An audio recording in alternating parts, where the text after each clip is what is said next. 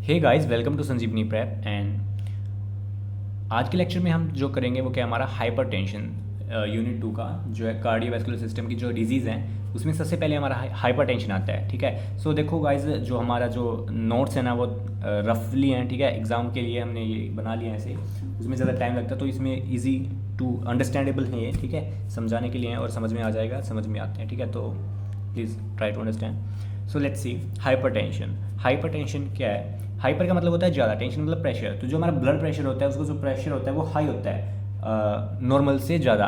ठीक है, देखो it is a chronic. Chronic मतलब कि जो लंबे समय तक होती है। क्रोनिक का मतलब होता है लंबे समय तक, और एक्यूट होती है हमारी छोटे समय तक। जो क्रोनिक जो होती है हमारी लंबे समय तक। एबनॉर्मल ब्लड प्रेशर, ठीक है, तो जो हमारा ब्लड प्रेशर होता है वो एबनॉर्मल होता है लंबे समय तक। ठीक है, उसके बाद देखो when blood pressure is greater than 90 to 140 mm of Hg। देखो हमें पता है कि जो हमारा क्या है नॉर्मल ब्लड प्रेशर कितना होता है 80 टू 120 Hg होता है। ठीक है, बट अब यहाँ पे क्या है, हमारा एबनॉर्मल होता है ब्लड प्रेशर लंबे समय तक। तो वो एबनॉर्मल की रेंज क्या होती है हमारी, ग्रेटर देन 90 टू 140 Hg। ठीक है, क्लियर ये बात कि हमारा जो 90 40 से ऊपर होता है हमारा ब्लड प्रेशर। नॉर्मल हमारा कितना होता है 80 टू 120, बट यहाँ पे क्या है देखो एबनॉर्मल है। सो बेसिकली इतना ही होता है, हमारा ब्लड प्रेशर इंक्रीज हो गया, 80 का 90 हो गया और 120 का 140 हो गया, तो इंक्रीज हो गया है और ब्लड प्रेशर हाई होता है हमारा। हाइपरटेंशन का मतलब, हाइपर जो वर्ड है उसका मतलब होता है हाई, ज़्यादा। ठीक है, और टेंशन प्रेशर, तो जो हमारा ब्लड प्रेशर है वो हमारा नॉर्मल से ज़्यादा होता है। ठीक है, तो ये होती है हमारी हाइपरटेंशन। अब देखो कुछ फैक्टर्स होते हैं जो हमारे हाइपरटेंशन को कोज करने में हेल्प करते हैं। सो हाइपरटेंशन में कुछ फैक्टर्स देखो, वो क्या है। फर्स्ट है हमारा ओबेसिटी, जो मोटापा हो जाता है। ठीक है, फैट एक्यूमुलेशन, बॉडी में जब क्या बॉडी के अंदर फैट एक्यूमुलेशन हो जाता है तो वो हमारी जो वेन्स होती हैं, जो हमारी वेसल्स होती है, ब्लड वेसल्स या आर्टरीज, ठीक है, तो उनको क्या कर देता है, ये नैरो कर देती हैं। ठीक है, उनके अंदर फैट एक्यूमुलेशन होने के बाद, डिपोजिशन होने के बाद। ठीक है, उसके बाद है drinking too much of alcohol. Alcohols में कुछ ऐसे होते हैं कि अल्कोहल का नेचर होता है ऐसा कि वो ब्लड प्रेशर को इंक्रीज़ कर सकते हैं, उसके अंदर कुछ ऐसे केमिकल्स होते हैं। ठीक है, स्मोकिंग में भी ऐसे कुछ स्मोक करते हैं हम तो उनके अंदर भी कुछ ऐसे केमिकल होते हैं वो जो हमारे ब्लड प्रेशर को इंक्रीज़ कर देते हैं। ठीक है, अब फैमिली हिस्ट्री की, जो हमारे पेरेंट्स होते हैं या फिर जो हमारे दादा दादी हैं, तो जो उनके अंदर उनके जो जेनेटिकली थोड़ा क्या उनका स्वभाव होता है कि वो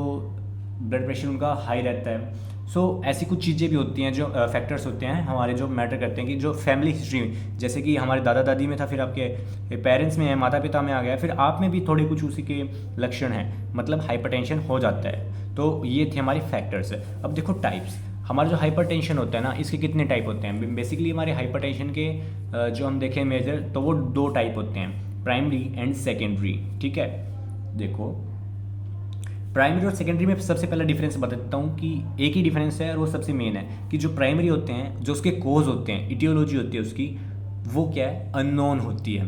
बट सेकेंडरी में क्या होता है, वो सभी कॉजेज़ का पता होता है कि वो क्या कॉज है। ठीक है, तो देखो अब प्राइमरी के बारे में देखते हैं। सबसे पहले प्राइमरी क्या है। सो प्राइमरी को हम क्या बोलते हैं, एसेंशियल भी बोलते हैं। ठीक है, एसेंशियल भी बोलते हैं प्राइमरी को। सो देखो primary, about 95% of people having a primary blood pressure. जो हमारे हाइपरटेंशन के पेशेंट होते हैं तो उनमें से जो हमारे 95% पेशेंट होते हैं उनको क्या होता है, हमारा प्राइमरी ब्लड प्रेशर होता है। ठीक है, जिनको 95 लोगों का जो होता है हमारा प्राइमरी ब्लड प्रेशर होता है, मतलब कि एसेंशियल होता है। और इसके देखो कॉज क्या है, हमारा कॉज इसके जो होते हैं अननोन होते हैं। This one has no identifiable medical cause.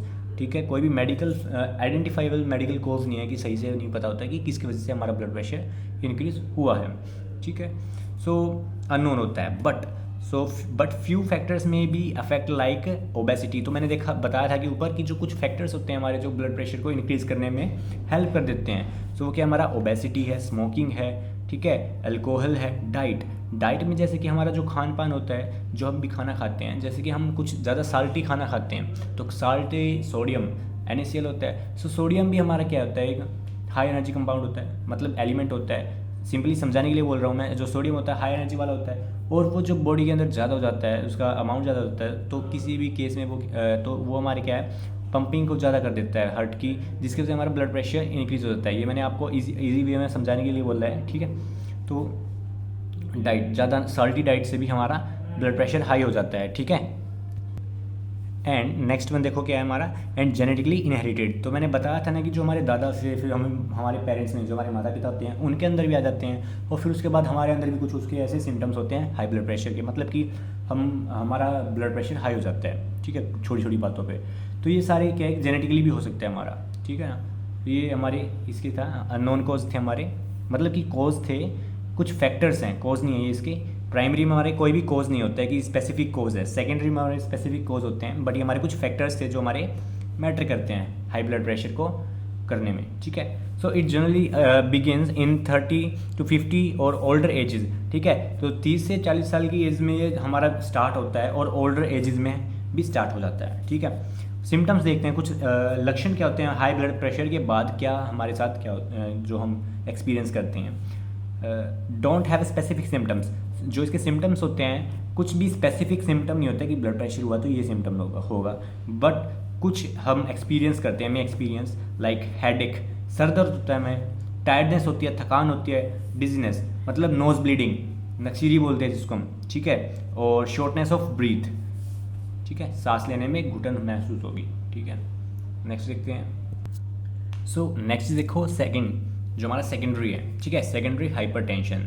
So it is about just 5 to 10% of peoples having secondary hypertension. तो देखो 5 से 10% जो होता है हमारा सेकेंडरी होता है, ठीक है। अब देखो कोज क्या होते हैं, कोज में क्या है, इसके कुछ स्पेसिफिक कोज होते हैं, this one has specific causes, जबकि हमारा जो हो रहा है प्राइमरी होता है, प्राइमरी में कोई भी कोज नहीं होता है, बट सेकेंडरी के क्या है हमारे कुछ स्पेसिफिक कोज होते हैं, और कोज जो होते हैं उनकी वजह से हम पैथोजेनेसिस भी करते हैं। तो देखो कोजेज भी वही हैं और पैथोजेनेसिस भी वही हैं। आप कोजेज में उनके नाम लिख लेना सिर्फ। कोजेज में हमारे क्या होगा, एबनॉर्मलिटी इन किडनी फंक्शनिंग, ठीक है, नर्वस सिस्टम होगा, और हार्मोन डिसबैलेंस होगा, एंड कार्डियोवैस्कुलर सिस्टम होता है। अब उसी के साथ में मैंने शॉर्ट वे से हमने समराइज वे में लिख रखा है, उसी के साथ पैथोजेनेसिस। अब वो होते कैसे हैं, ठीक है, पैथो मतलब डिजीज़ और जेनेसिस, तो जो हमारी हाइपरटेंशन डिजीज़ है, ठीक है, जो एबनॉर्मलिटी आई है हमारी बॉडी के अंदर, वो कैसे हुई है, ठीक है। सो देखो फर्स्ट क्या है हमारा, एबनॉर्मलिटी इन किडनी फिल्ट्रेशन। जो हमारी किडनी होती है फिल्ट्रेशन का काम करती है, तो जो उसका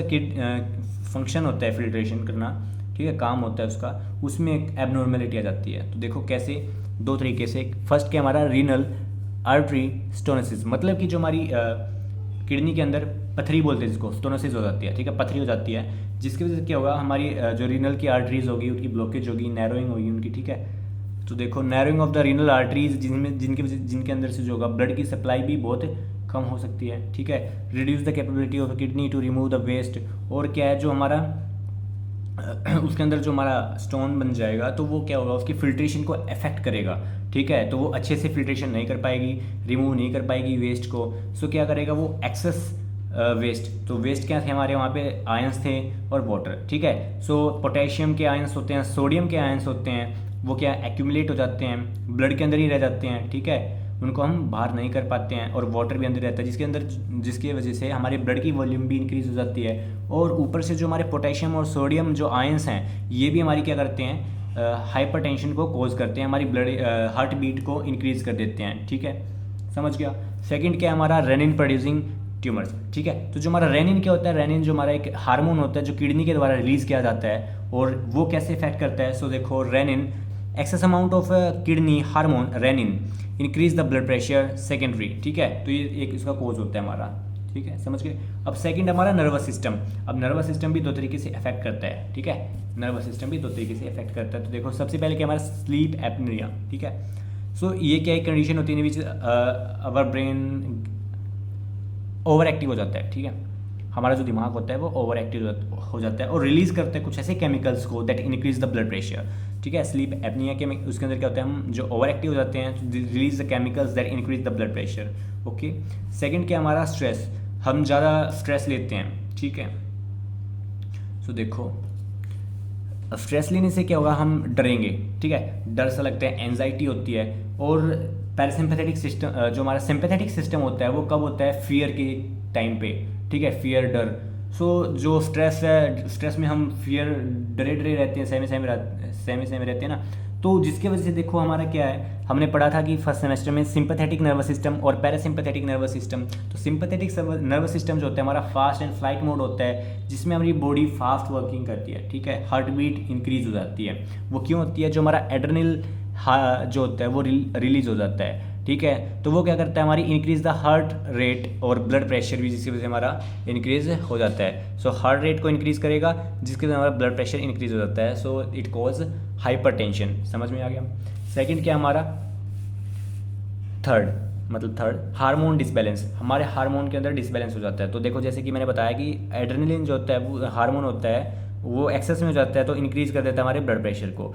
थायराइड हार्मोन होते हैं वो हमारे, ठीक है। सो हाइपो मतलब हाइपोथायरॉयडिज्म और हाइपरथायरॉयडिज्म मतलब कि दोनों क्या है हमारे, हाइपो का मतलब कम और हाइपर का मतलब ज़्यादा। जो हमारा थायराइड हार्मोन होता है उसकी कम या ज़्यादा मतलब कि उसका जो है डिसबैलेंस हो जाना, तो वो भी हमारे हाइपरटेंशन को कोज करता है। फोर्थ पॉइंट हमारा क्या है, सबसे मेन देखो कार्डियोवैस्कुलर सिस्टम। कार्डियोवैस्कुलर सिस्टम जो हमारा हार्ट से रिलेट करता है, और हार्ट ही हमारी ब्लड की सप्लाई को मेंटेन करता है। अगर उसके अंदर ये दिक्कत होगी तो वो कैसे कर पाएगा अच्छे से पंपिंग या फिर जो हमारे कार्डियोवैस्कुलर रेगुलेशन, ठीक है। सो देखो increase cardiac output, increased cardiac output, जो हमारा कार्डिक आउटपुट है जो वो इंक्रीज हो जाता है। Increase too much salt and alcohol in diet. तो देखो जो हमारा साल्ट होता है डाइट के अंदर, ठीक है, और जो अल्कोहल होती है उसकी ज़्यादा अल्कोहल लेने से तो हमारी जो इंक्रीज हो जाता है हमारे कार्डिक आउटपुट, मतलब कि जो हमारी स्ट्रोक वॉल्यूम होती है वो इंक्रीज हो जाती है, ठीक है, कि एक पंप में हमारा कितना ब्लड जा रहा है, ठीक है। सो कार्डिक आउटपुट हमारा इंक्रीज हो जाता है। ओके, ये ड्रग्स हैं हमारे कुछ, इब्रोपिटिन और सूडोफेरेड्रिन, ठीक है। सो हमारा हाइपरटेंशन यहाँ पे ख़त्म हो जाता है। आई होप आपको समझ में आ गया होगा। सो मेन कॉज इसके यही है, ठीक है। कितने हैं, एक किडनी की एबनॉर्मल फंक्शनिंग की वजह से होता है, ठीक है। एक उसका जो हमारे स्टोन्स उसके अंदर किडनी के अंदर पथरी हो जाती है, जिसकी वजह से हमारी ब्लड वेसल्स पतली हो जाती हैं और वो अच्छे से फिल्टर नहीं कर पाती हैं, और हमारा पोटेशियम सोडियम जो आयंस हैं उनका एक्यूमुलेशन हो जाता है, वाटर रिटेंशन होती है, ब्लड की वॉल्यूम इंक्रीज हो जाती है, और ये जो हमारे आयंस होते हैं वो ब्लड प्रेशर को इंक्रीज कर देते हैं। हार्मोन जो होता है हमारा रेनिन, वो ब्लड प्रेशर को इंक्रीज कर देता है। नर्वस सिस्टम में भी दो तरीके से होते हैं, स्लीप एपनिया, ये क्या है, ओवर एक्टिव कंडीशन हो जाती है बॉडी की, ठीक है, जिसमें हमारे कुछ ऐसे केमिकल रिलीज होते हैं ब्रेन से जो कि क्या करते हैं हमारे ब्लड प्रेशर को इंक्रीज कर देते हैं, हार्ट बीट को इंक्रीज कर देते हैं। स्ट्रेस में क्या होता है, हमारा सिंपैथेटिक नर्वस सिस्टम एक्टिवेट हो जाता है, जिसमें हमारा एड्रेनलिन रिलीज होता है, और access amount of adrenaline cause the increase in the heart rate and simultaneously cause the blood pressure increase, ठीक है, इंक्रीज ब्लड प्रेशर। ओके, और तीसरा हमारा क्या है, हार्मोन डिसबैलेंस। तो पहला एग्जांपल एड्रेनलिन का हो गया, और दूसरा एग्जांपल जो हमारा थायराइड हार्मोन का डिसबैलेंस हो जाता है। और कोई भी कार्डियोवैस्कुलर डिजीज होती है जो हमारी पंपिंग को अफेक्ट करती है, ठीक है, इंक्रीज कर देती है, तो उसकी वजह से भी होता है। तो जैसे कि हमारा जो मच साल्ट, ठीक है, ज़्यादा साल्ट और अल्कोहल लेने की वजह से डाइट में तो हमारा वो हो जाता है। तो ये थी हमारी पैथोजेनेसिस और कोज भी थे ये, ठीक है। आई होप आपको समझ में आ गया होगा। तो आया तो thank you so much guys, thanks for watching, thank you.